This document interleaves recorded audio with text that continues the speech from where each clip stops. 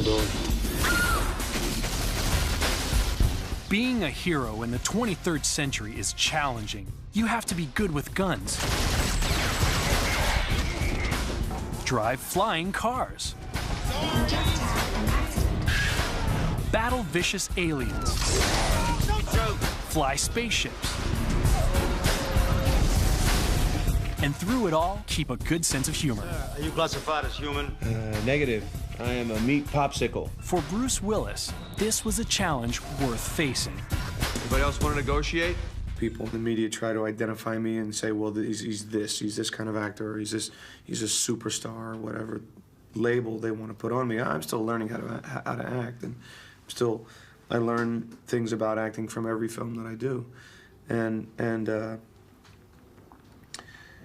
so, you know, it would be very easy for me, and also very boring for me to just do action movies all the time, and I am tired of it.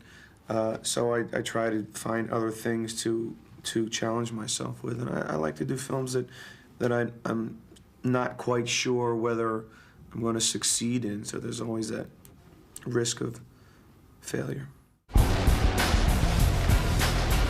But along with risks come rewards. It is a blast. I mean, and it's one of the reasons that I still enjoy acting is because it's each time it's a new thing, and it's a new challenge, and you get to wear new clothes, and you get to walk in a different time and walk a different way, and that's the thing I think that keeps it interesting for me.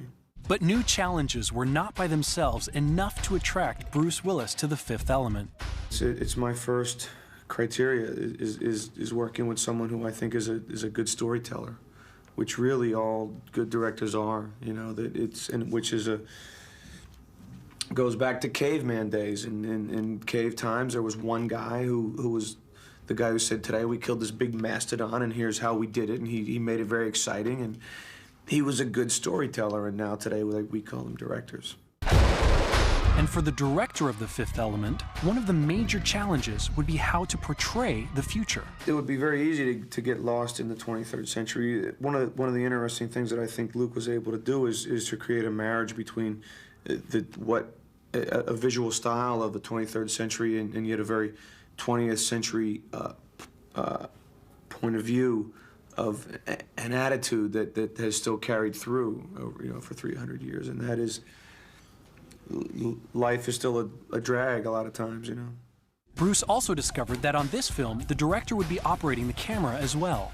It's actually a much more immediate sense of an immediate style of acting. Most of the time, you've got to do a take, stop, turn the camera off, get out of in this case, the flying cab, go and talk to the guy and say, "How was that? Is that what you wanted?" And with Luke there, a lot of times we just kept the camera rolling, and I said, well, he says, good, do that, but now do this. And so it's a much more immediate sense of working in a much more organic way of trying new things.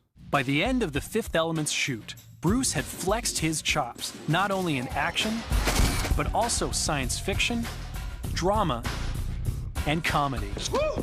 Made it! Some films I do because I have some particular need to work out some acting problem or some acting thing, and sometimes I do films just because they seem like they'd be a lot of fun to do, and this film certainly was a lot of fun to do. You're right, I shouldn't have done that. It was wrong to kiss you.